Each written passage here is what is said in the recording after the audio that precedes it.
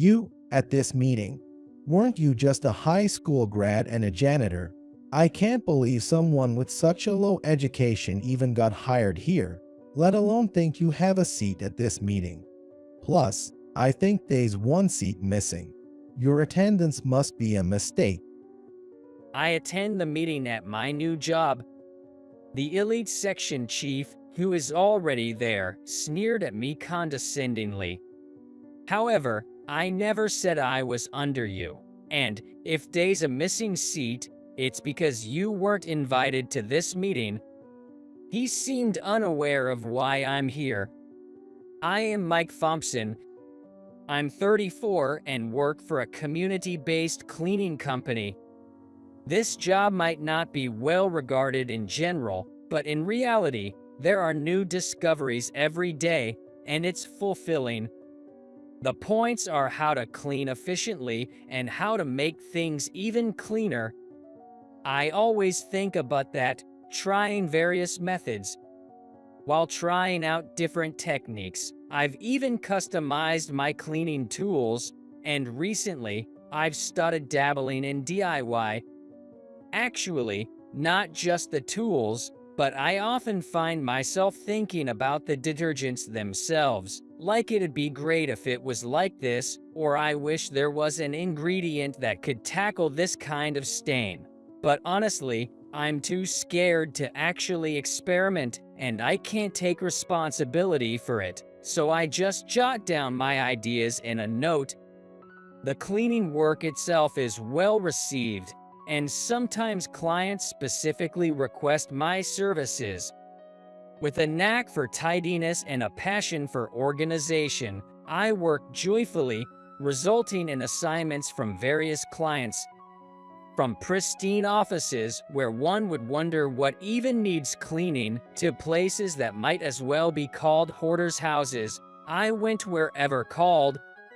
As I took on more and more tasks, my ambitions grew, leading me to even acquire a certification as an organizational advisor. Lately, I've received job offers from various companies, including regulars who have always favored me. I'm thankful to be so busy. I've often been hired by a manufacturing company, Patterson Enterprise. The CEO there seems to have taken a particular liking to me. Initially, I just cleaned as usual. Still, one day the CEO struck up a conversation, and now we've become good enough to chat whenever we meet. I visit Patterson Enterprises about once a week, but there was one instance when I had prior commitments, so another worker went in my place. When I came back, I was told the person to date their best, and nothing was wrong, but I really prefer when you do the job. I was told so. I felt bad for the staff member who went in my place. It's been a rule that I handle their tasks every Wednesday. I'm not sure what the CEO sees in me, but I appreciate the immense trust he places in me, even allowing me to clean his personal residence every Saturday. I couldn't pinpoint what he liked about me, but it felt great knowing he valued my work. One day, a shocking news came: the CEO of my cleaning company had suddenly passed away. Amidst the grief, the CEO's son took over the company. However, the son was quite the spendthrift. He mismanaged finances, made unnecessary expenses, and even had issues with some of our clients, jeopardizing the company's standing. If things continue this way, we'll go bankrupt. Rumors of bankruptcy started going around, and many employees quit. With a shrinking workforce, we couldn't handle the jobs we used to, resulting in lost clients. I started contemplating my next steps. While cleaning for the CEO one day, he asked, "What's on your mind? You seem troubled." It seemed he noticed my size. Sorry about that. I'll finish up quickly. No problem, Mike. I'm always indebted to you. You can skip the cleaning for today. If you have any worries, talk to me. Maybe I can help. With that, he somewhat forcibly took away my cleaning tools and had me sit down in his office chair. He himself prepared some coffee. Feeling a bit awkward, I took a sip. So, what's going on? You're always so enthusiastic about cleaning, but now you seem down. When asked, I opened up. Actually, I discussed the current state of our company and my personal future prospects. Even if I told him this, it might just make him worried. Despite that thought, once I started talking, I couldn't stop, and before he knew it, I was venting my frustrations. However, he just listened and nodded. Once I finished, he smiled and said, I had no idea. Despite everything, thank you for coming in today. It's all right. I'm really grateful for all your support. It's an honor to be personally requested by you. I'll always be there, no matter how busy. That's good to hear. I've never seen anyone enjoy their janitorial job as much as you, but at this rate, it might be hard for you to come work for us. I'll try my best to prevent that, but as you said, the company's future is uncertain.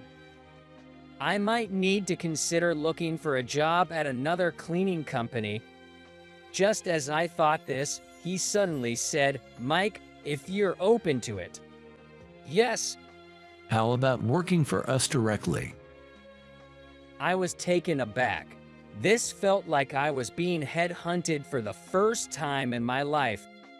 Sorry. To be honest, I can't do anything about your current company's situation, but I'd hate to lose you. Thank you. If you switch to another company, there's no guarantee you'd still be available for us. True. So, it seems quicker just to hire you directly. He said it with a broad smile. I blinked a few times, finding it hard to believe. A janitor being headhunted.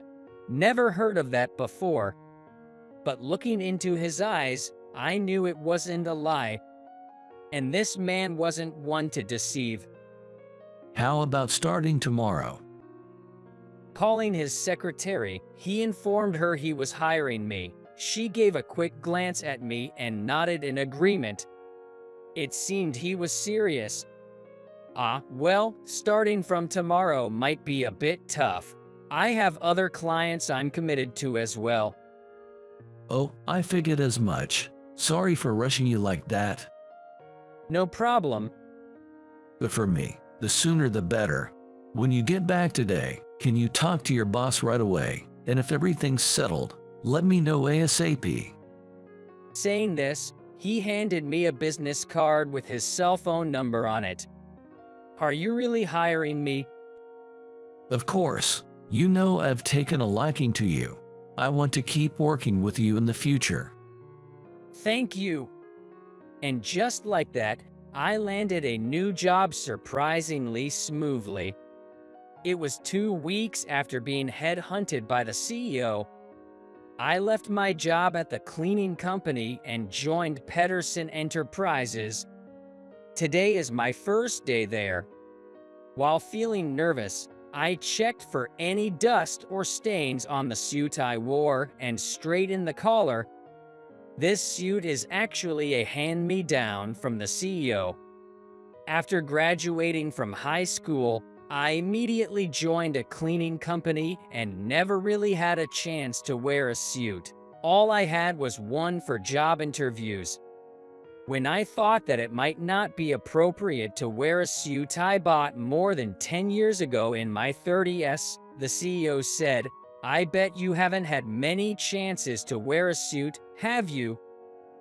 I felt gratitude for his kindness, patted my cheeks a few times to shake off my nerves, and entered the building. After checking in at the front desk, I first went to greet the CEO. Oh, Mike, you've arrived. Good morning. I look forward to working with you. Likewise, we're counting on you. Thank you so much. I'll do my best. A secretary took me around to introduce me to various departments. I was already familiar with many of the people since I used to clean their offices, so I was warmly welcomed.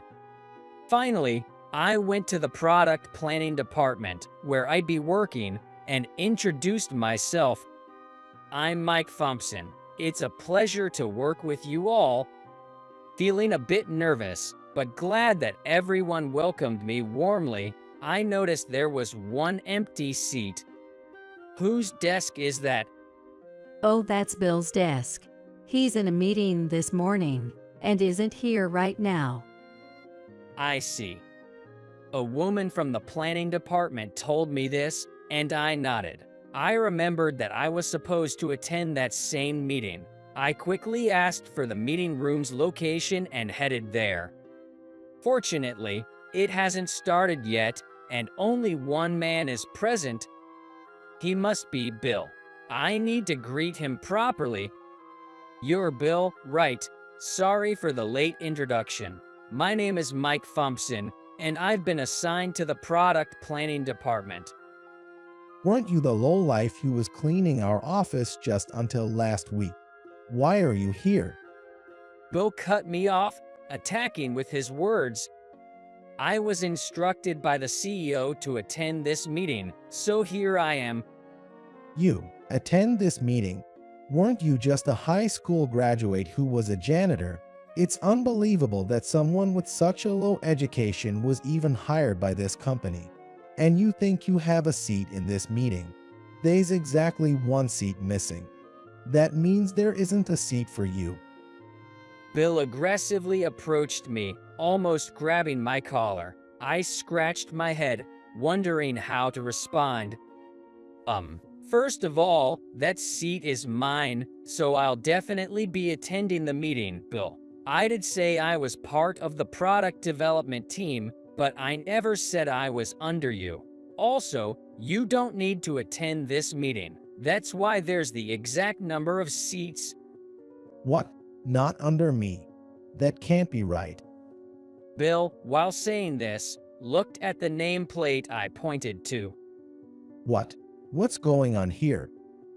The nameplate read Product Development Manager, Mike Thompson. There's nothing to explain. Starting today, I've been assigned as the manager for the Product Development Department. Bill, from today, you're under me.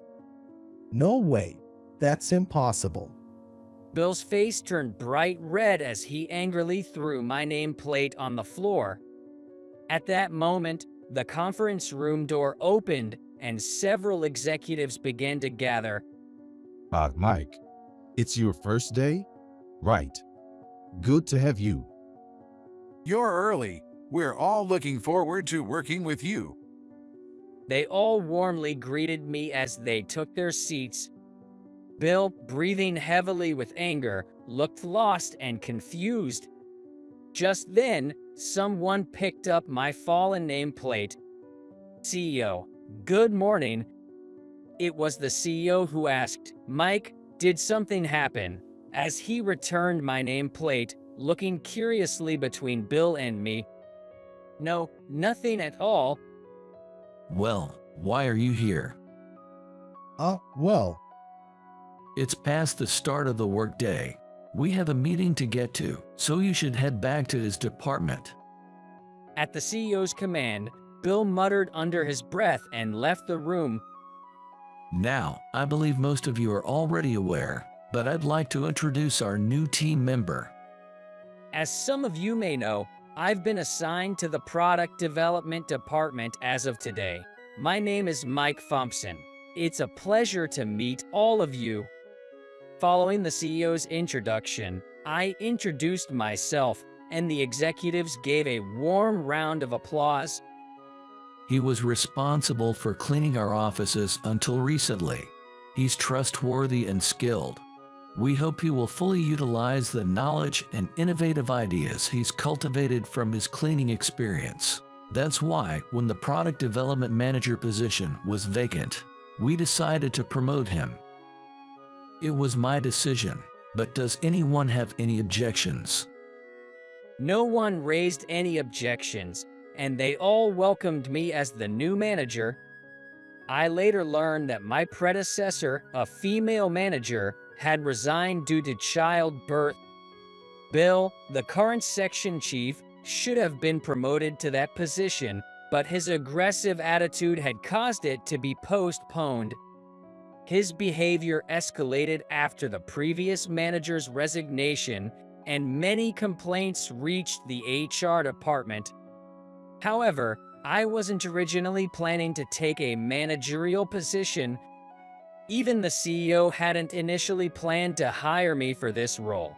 I was supposed to be a company janitor. When that topic came up, he told me they were considering directly hiring me and would be open to my suggestions about cleaning equipment. I thought this company might be able to turn my ideas into reality since they manufacture storage and household items. Seizing the opportunity, I passionately shared my ideas and tools that I had personally modified. The CEO didn't criticize me, but after carefully examining my ideas and tools for a while, he suggested, "Would you like to work together on these projects?" Together. Actually, we have an open position for the manager of the product planning department right now. I'd like to recommend you. Manager of the department, me. Jess, we've been wanting to expand our cleaning supplies line, but we've been lacking good ideas. After hearing yours today, I think they'd be very useful. I'd like to see something you planned, and then we create it. I think it's a great fit, but what do you think? I'm honored just to be considered for a job, let alone such a high position. It might be too much for me. Don't overthink it.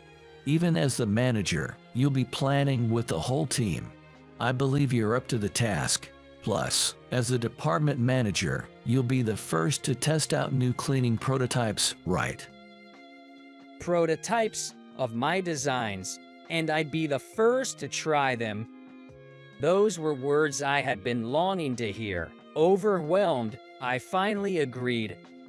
As the new manager of the product planning department, I attended my first meeting and enthusiastically shared all my cleaning tool ideas and plans. I got carried away, but it seemed my passion resonated, as most of the executives agreed with me. Moreover, they decided to develop one of my ideas into a prototype, and I could hardly contain my excitement. I continued to propose improvements for cleaning tools in the planning department and used my certification as a professional organizer to suggest improvements for health products. Every day is enjoyable. Even as the department manager, I asked the CEO if I could continue cleaning the office every Wednesday and his home on Saturdays under the pretext of testing the prototypes. Initially, he was taken aback, but then agreed, saying, "I trust your skills. It would actually help me out. Just make sure it doesn't interfere with your main job." I've been thinking of utilizing my cleaning expertise further and am in talks with the marketing team for promotions. At first, Bill was quite confrontational with me, but as I focused on my work, he eventually stopped commenting. Turns out, the CEO had seen our interactions during a meeting. Bill was reprimanded and demoted from a section chief to a supervisor position due to his arrogant behavior and complaints from other colleagues. This affected him deeply, and he's become much quieter now. One day, Bill and I had a heart-to-heart talk. Since we're on this topic, I have to ask, did you have an issue with me because of my humble educational background, or because I used to be a janitor? Well, yes. Although he was hesitant at first, as I patiently listened, he slowly opened up. He graduated from Harvard and was proud of it. However, he didn't get his preferred job after graduation. The gap between the prestigious life he had envisioned and reality deeply disappointed him. At first, he wanted to give his best to our company, but the feeling got to be changed, thinking I'm not settling for this company. Gradually, his disappointment turned into resentment. Even when I worked under the previous manager, I had trouble working under a woman. I looked down on her, thinking, "You're just a woman." I even played petty tricks behind her back. Is that so? Well, I thought that after she left, as the section chief, I'd naturally get promoted. But instead of me, now someone with less education is becoming the boss. It's just kind of hollow. I wonder why someone who just came out of nowhere is getting evaluated and becoming the department manager. The reason is probably something like that. What do you mean by something like that? It seemed that he, looking dejected, still didn't quite grasp what went wrong. I know I don't have a fancy degree, and I know how people look at cleaning jobs. I just liked cleaning, and it's not like I had any special confidence in myself. But thoughts like I wish this product was like this, or it'd be better if it was done this way, or doing it this way might make it easier and reduce the strain. I think I have those thoughts more than most. I'm not doing it to be praised by my boss. I've always loved cleaning jobs. The previous person probably made plans from a female perspective, thinking about the consumers. That's why she became the department manager. Whether it's male or female, doesn't the company evaluate based on performance? You know that better, don't you, Bill? But what about you, Bill? Have you ever thought about the consumer? Thought about how to make something better or how to try something different? Or are you just focused on getting evaluated and not really understanding the consumer's feelings? Well, maybe you're right. That's what I'm talking about. The most important thing in the product planning department is probably that kind of mindset. Maybe this department isn't a good fit for you, Bill. Heck, maybe this company isn't a good fit for you. What? People have their strengths and weaknesses. If you want to be evaluated, you have to be in the right arena. You can't get the evaluation you want if you're not in the right place. Unable to refute what I said, he was at a loss for words. Just like you can't sell vegetables at a clothing store. You won't get the recognition you want by just waiting. If you want to be recognized in the planning department, you need to change your way of thinking, Bill. I hoped he would understand, but he walked away murmuring something and went somewhere without responding. A few days later, on a Saturday, while I was cleaning at the CEO's house, he came up to me with a smile. "Can I help?" Well, I don't know what you said, but Bill went to HR the other day. He asked for a transfer. Bill did. Yes, he said he got some advice from you. Advice. I just had a heart-to-heart talk with him, and we shared our farts. Is that so? Anyway, we'll talk more later. As a result of the discussion, he's moving to the accounting department. The official decision will probably come next week. I see. I was surprised that Bill took such action on his own. Did he understand what I meant? I was kind of happy to think so. How do you feel about it?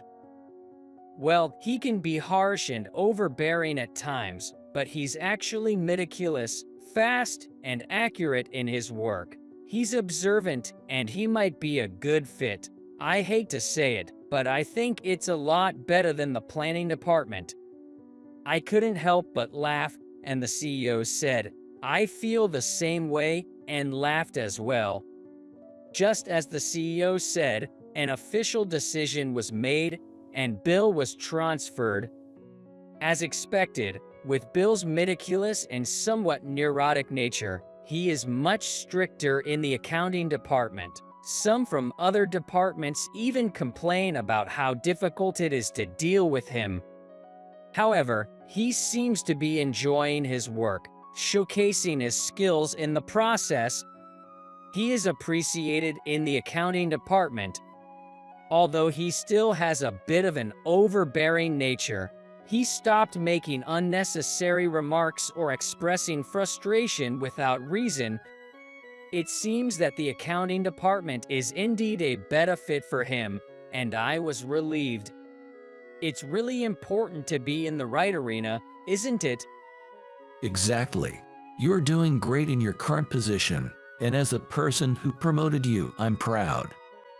It's just me giving my best shot. That's what's impressive. Keep it up, Mike. Of course. I nodded to him and headed back to the planning department. All right, we're starting the planning meeting in 5 minutes. Everyone, please move to the conference room. I hope to continue planning products that can be useful to someone in this company.